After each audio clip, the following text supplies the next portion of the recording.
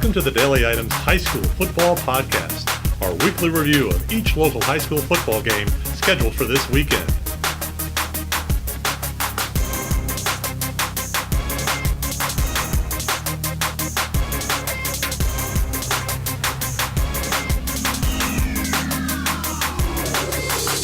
And now, here are your hosts, Daily Items sports editor Kurt Ritzman and lead football writer Todd Hummel.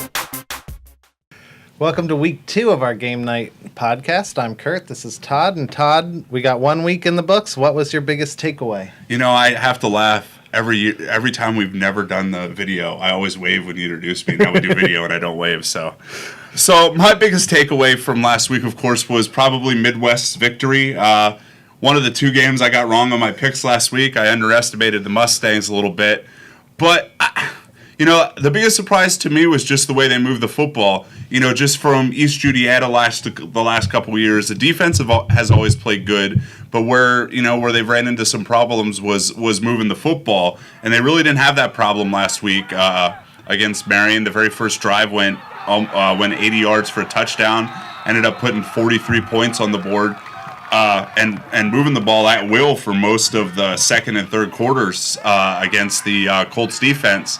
And the other big takeaway from that game is how good Midwest defensive line played and really controlled a running game that gashed them early. The Doherty kid from Marion Catholic had I think 60 yards in his first 8 carries, and then had negative yards from midway through the second quarter to the fourth quarter after the game got out of hand. So, but for the Mustangs, you know, didn't know really what to expect going down into that game, and Coach Brad Hatter kind of gives us an idea of what the bus ride was, the 2-hour bus ride down to Marion was like last week. I mean, I see a couple of them were resting, you know, and relaxing, and I mean, even probably some of them were sleeping, which is fine. Yeah. You know, I was a little concerned with how they would come out, but I felt like they had that approach. And we noticed that even last week in the scrimmage. I mean, it was like we got out there and it was time to play, and there was just a mentality.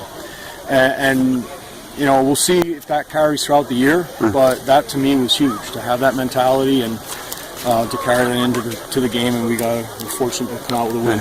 Todd also got reaction from Midwest tight end Owen Zeckman and quarterback Mark Piccioni about a win in the school's first game. History, what's it feel like? It feels amazing, actually. First of many. What was the bus ride like down here? I mean, were you guys pretty hyped up, or was it kind of coming to go to work? Coming to go to work. We were all focused, no talking. How big was that first drive to get that touchdown confidence-wise? It was huge. Trey Lauber, he's a beast. As you all can see, he's just tearing people over. And I was going to say, that seemed to be, you know, worked pretty well for you tonight. Were you guys pretty confident in Trey coming into this one? Oh my, yeah. He's a special ball player, that kid. The linemen did a great job tonight. I couldn't have asked for a better team to come out here with. First game of the season, come out with a great W. It was amazing. The O-line started it. Running backs did amazing. Wide receivers were on point. So it was just a great night. Up next for Midwest now is a Blue Mountain team that's probably a bit of a step up in competition for them.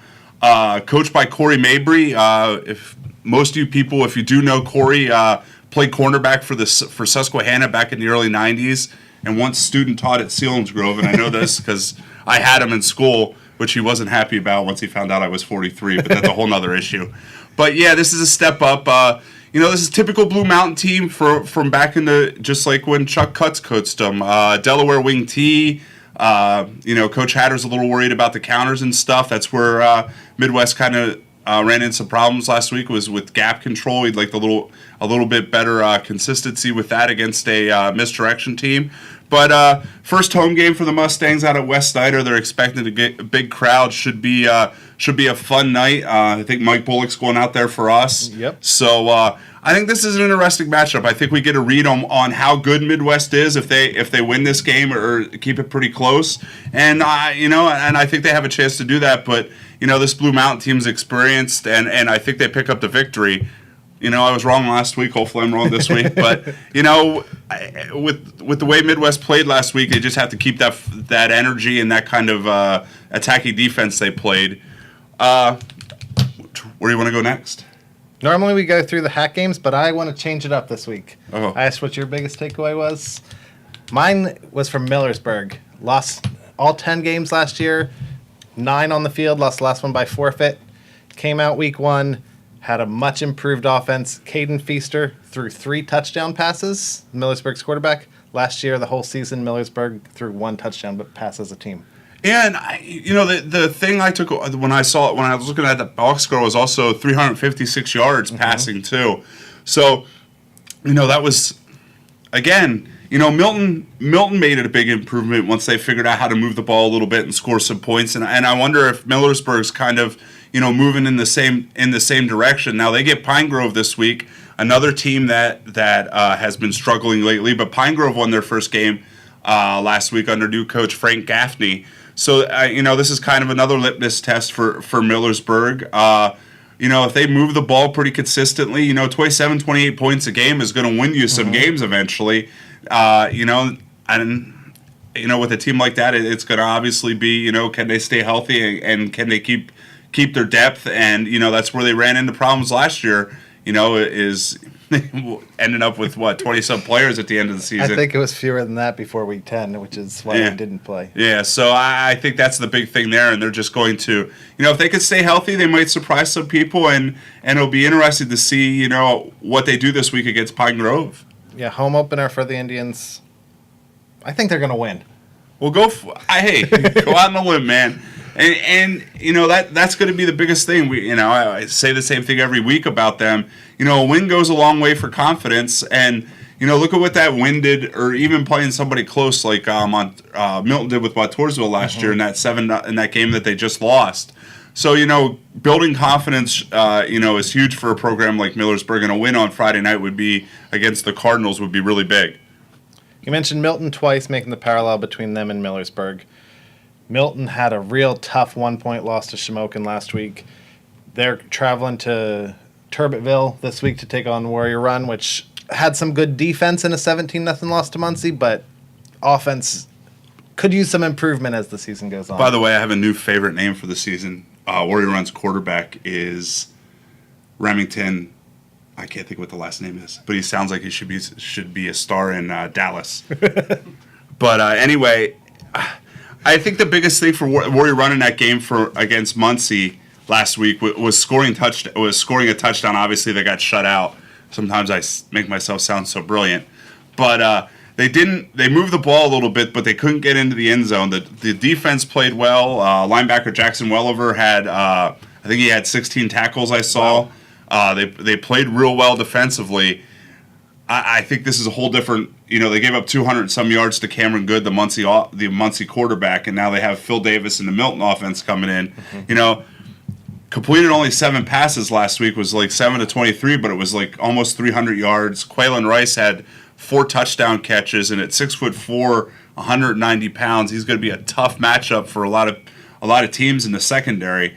Now, the biggest thing, obviously, for Milton last year was rush defense, and that's where they ran into some problems this week last week against Shamokin. Bryson James had over 100 yards. Shamokin was able to control the clock a little bit, but that looked like it was an outstanding game. I think both coaches are a little annoyed about the penalties. I think there was 36 penalties in the game, which explain why it wasn't over till after 10 o'clock. Yes. I think I was at the McDonald's in Marion when I saw Funk tweet the final score finally. But so getting back to Milton and Warrior Run, I think Milton wins this. I think Milton gets their first win of the season. But I think Warrior Run gained some offensive confidence against that Milton defense. But I don't think Warrior Run has anyone that's going to match up with Quaylen Rice in the secondary. And I think Milton's able to connect with enough big plays. And that's forgetting about Jason Valadares, who also ran for 125 yards last week as a sophomore tailback for the Black Panthers. And if they can get some kind of balance, I think they're going to surprise some people this year. Now, we talked last week about the middle of that Hack 2, and, Mifflinburg won. Milton played really well in a 1-point loss against Shamokin, and Montoursville blew out North Penn Mansfield, who's a perennial team in the Class A field, in the District 4 Class A field. So again, those 3 teams are much improved. I think, like I said, though, I think Milton takes this one, and we'll see. I'm interested to see what kind of numbers Quaylen Rice puts up this year, because doing the stats, I think we had 6 receivers over 100 yards in the first week of the season, which, as somebody has been doing football as long as me, when teams had 2 1,000-yard rushers, and now we're at the point in football with 2 1,000-yard receivers. Remington Quarterman. I reached down, checked my resources. I keep off the table. Nothing like my faulty short-term memory to kill a joke. We talked about Shamokin come from behind, 1-point win over Milton in Henry Hanoski's first game. Probably a tougher test this week at home with North Schuylkill coming in. Yeah, the Spartans, I think, surprised some people, dominating Loyalsock for the first 3 quarters last week and really able to move the ball on the Lancers' defense. Connor Watkins, I think, threw 2 late touchdown passes to make that 42-20, I think, late last week. So this North Schuylkill team, I think this is, I've used this word a lot this week, but I think Shamokin and Coach Hynoski once say, it sounds odd to me to say, but Coach Hynoski, but I think they want to find out, how, for lack of a better phrase, coal region they are. They're going to want to, this is a team that they're going to want to line up against and try and run and see if there's, if their newfound strength pays off against a North Schuylkill team that's going to want to do the same thing. Now, the big thing about North Schuylkill is they're very similar to a Mount Carmel. They run the same offense, that shotgun spread, where they want to, run the ball 60 times and really control the clock. And, I think they probably do that this week. I think, Shamokin gets them later in the year when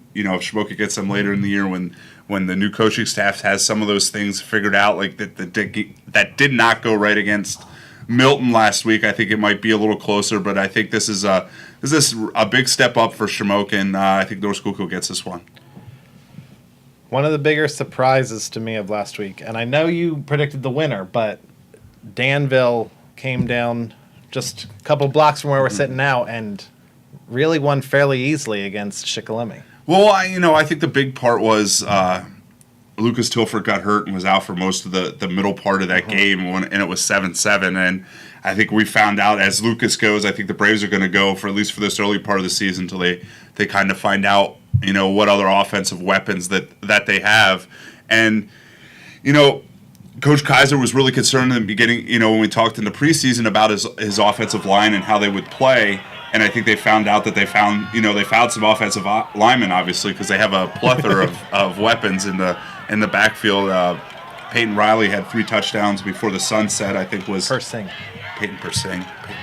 There's a lot of Persings and Rileys and Peytons. There's a lot of Peytons. Yeah, but Peyton Persing had 3 touchdowns early, running, receiving, and return. And on a return. Peyton Riley and his brother KJ Riley. KJ Riley, I think that's the biggest improvement has been in the passing game. 16-19 last week.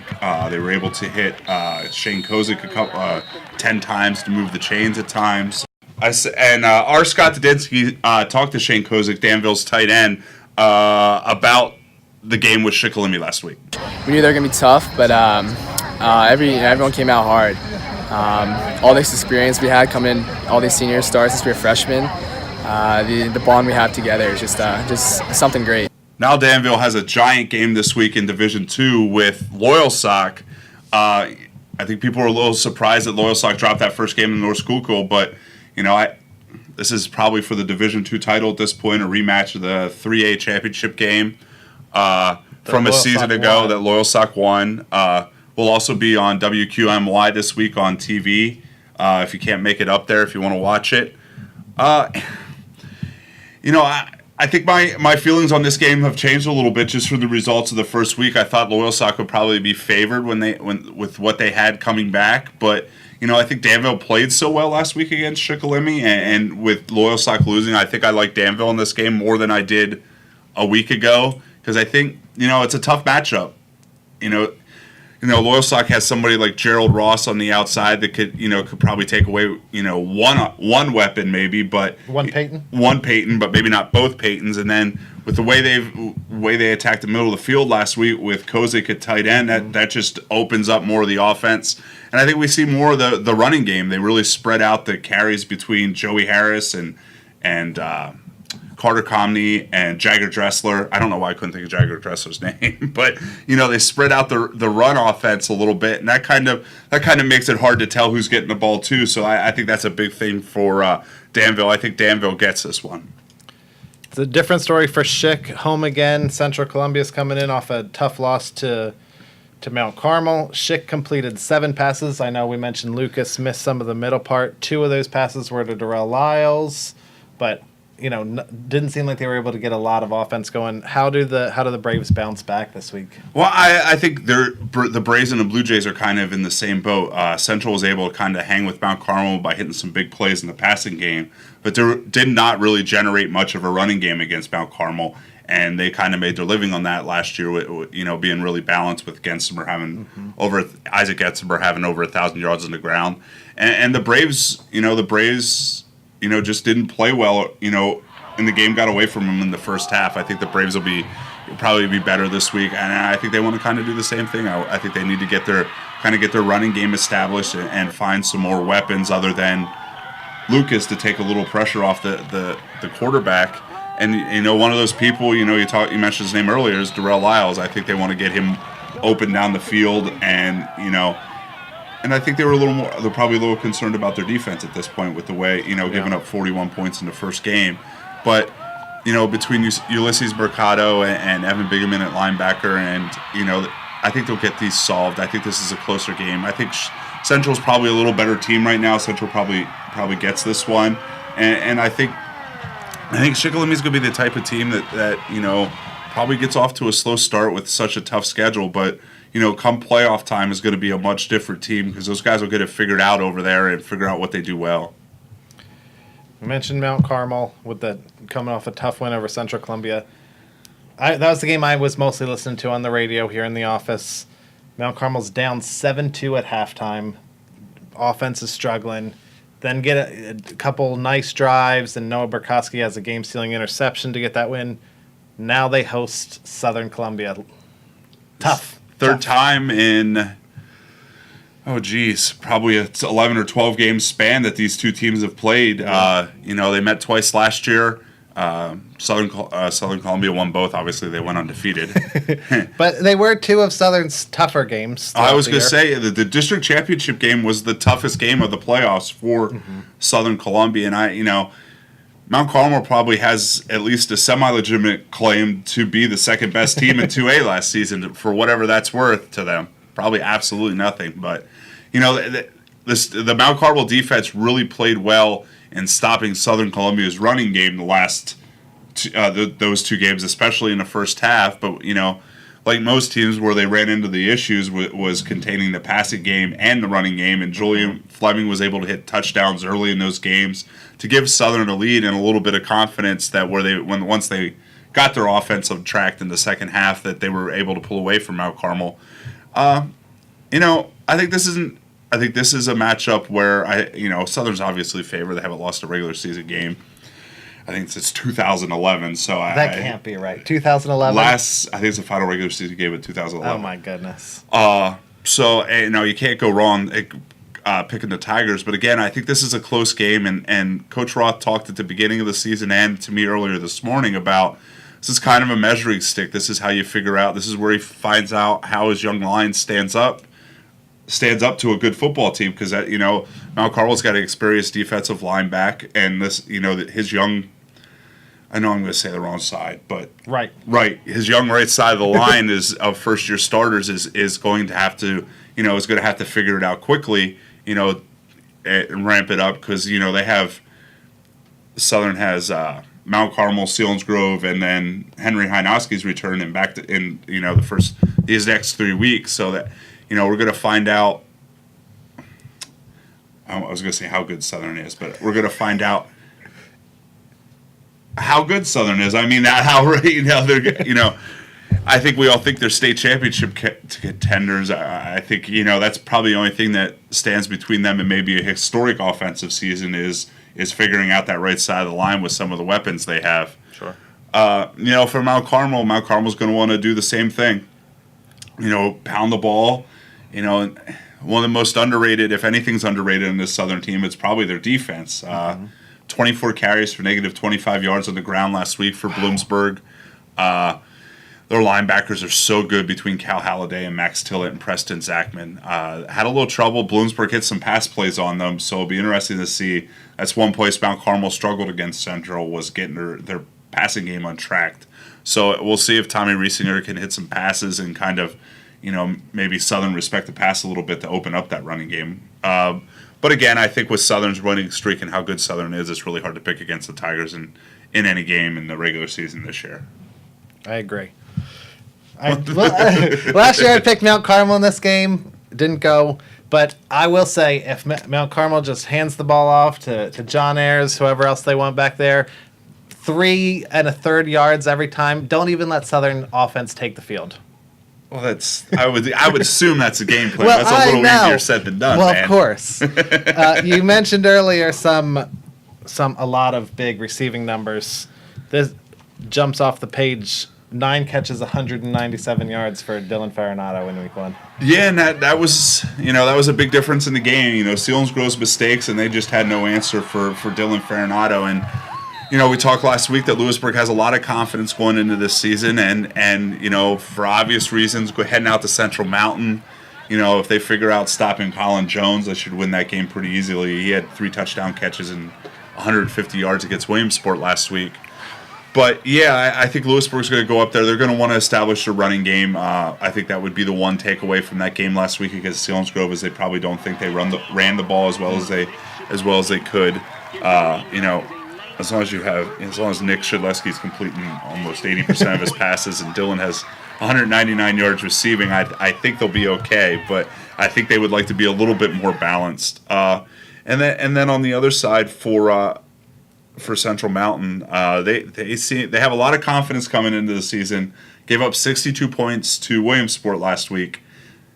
In Central Mountain's defense, I think Williamsport's going to score a heck of a lot of points between Joe Fagano and Marcus Simmons and Trayson Potts on offense.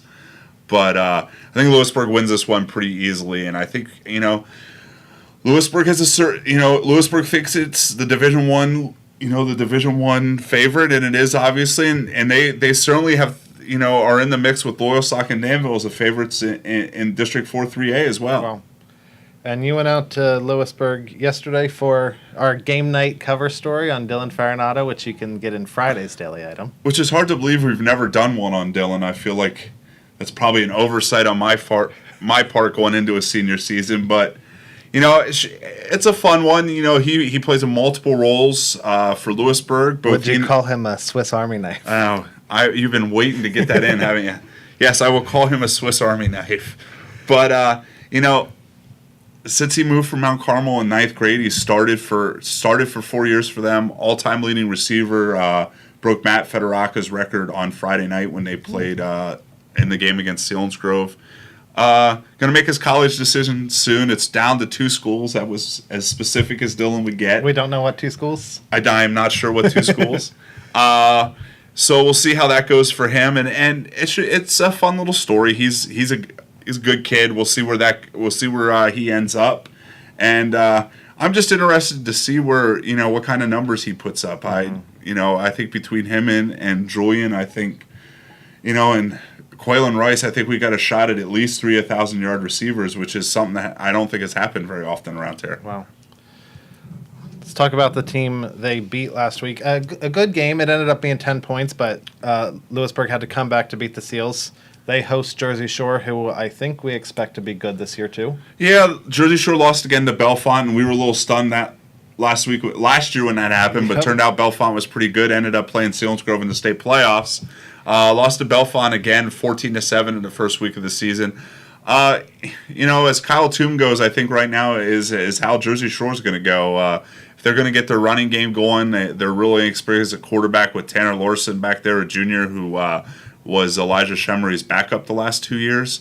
I think offensively, you look at the numbers Selinsgrove put up against Lewisburg. I think numbers wise, they did kind of what they wanted to do. They ran the ball pretty well. Danny Schock was efficient, threw for 86 yards. I think the biggest thing for the Seals were the mistakes. There was an interception. They fumbled the ball away. But I think they'll take it was 85 yards and 71 yards between Nate Schoen had the 85 and senior Joey Kahn had the 71. And I think that's kind of what the Seals want to do this year. Now it's time to eliminate the mistakes. And I think the Seals get this one. I think they feel a little better going into this game than maybe Jersey Shore does. But the big thing for the Seals right now is, that schedule coming up is pretty tough. They still have, they get Southern next week, still have Loyalsock and Berwick over the next couple weeks. So, I think Coach Hicks and the Seals would like to, figure out an identity quickly over these next couple of, these next 2 games, before we get into that stretch. I forgot between that Southern game and that Berwick game is a game with a home game with their rival Schick too. So so it's a tough. Selinsgrove and Schick both do not have easy schedules to start this season, but I think Selinsgrove gets their first win against Jersey Shore, and I think they figure out kind of their pass defense issues, and we'll see if it was more pass defense issues or just too much Dylan Farinata. Sure. I had to chuckle. Selinsgrove had 86 passing yards, and we're like, yeah. I mean, last year if Selinsgrove had 86 passing yards, everyone would be wondering what was wrong with I was going to say there would have been a straight investigation.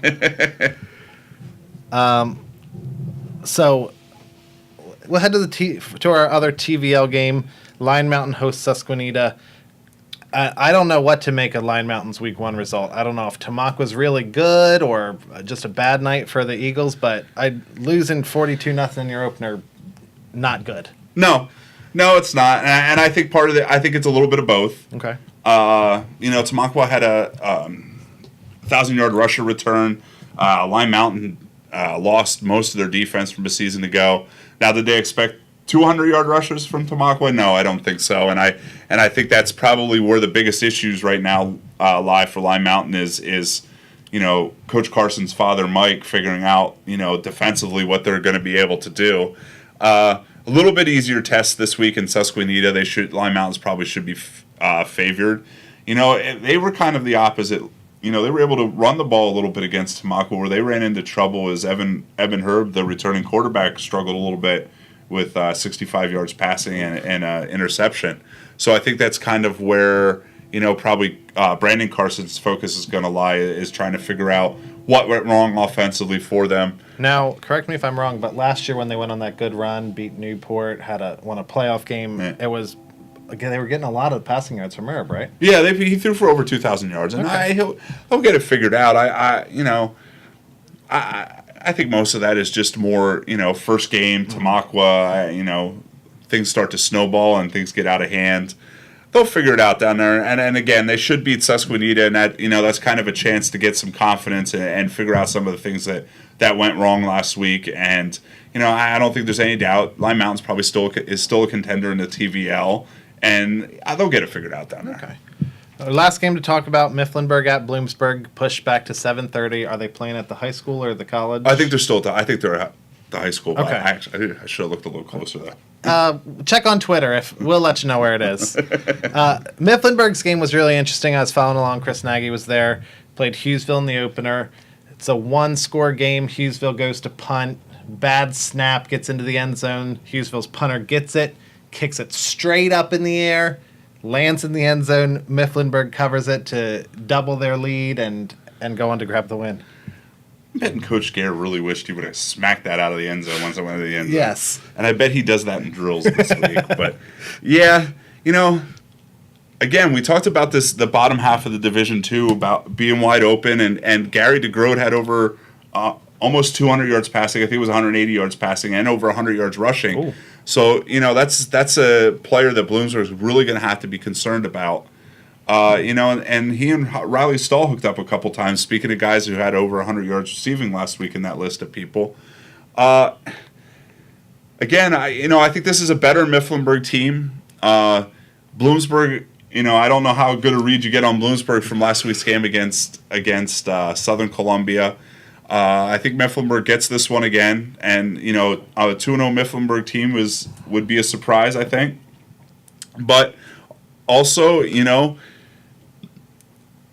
I think I've kind of expected this out of Mifflinburg the last couple of years. They have a lot of, they've had a lot of skill position players. The issue has been, staying healthy, and if they're able to stay healthy, I think, between them and Milton, one of those teams is going to step up, and maybe both. And if Gary DeGroat Jr. is going to throw for almost 200 and run for 100, that's a pretty good offensive weapon to have. And And another big thing is Mifflinburg's defense really played well last week. The quarterback from Hughesville, I think, was 4 of 15, so the pass defense played well. And Hughesville wasn't really able to generate much of a running game. And, obviously, if your defense is playing well and you can score some points on offense, that makes you a pretty good football team. I know you guys come here for this analysis, so thank you. But, yeah, I really like Mifflinburg, in this game, and I really think they've got it turned – are starting to turn it around and have a chance at a real good season this year. I think that analysis was right on par with my keys to victory for Mount Carmel. Yeah. Score more points. Yeah, any team who does that's going to have a good Friday night. There you go. That's all our games. Make sure to check out Game Night, the insert on Friday. It's going to be the C section, I believe, with Todd's story on Dylan Farinato, and our game of the week is Southern Columbia at Mount Carmel, a nice rivalry in the coal region. Also, in Friday's regular sports section, we'll have Todd's column and picks. Friday night, follow along, dailyatom.com. We got our live blog, or follow on Twitter at Daily Atom Sports, with lots of updates. That has a little more meat than just the scores, which you can quickly get on the website also. Saturday, we'll have all the game action. Monday, we'll have a notebook of interesting things that happened on Friday night's games. And then we're back again next Wednesday. Yeah. Thanks for watching. Thank you.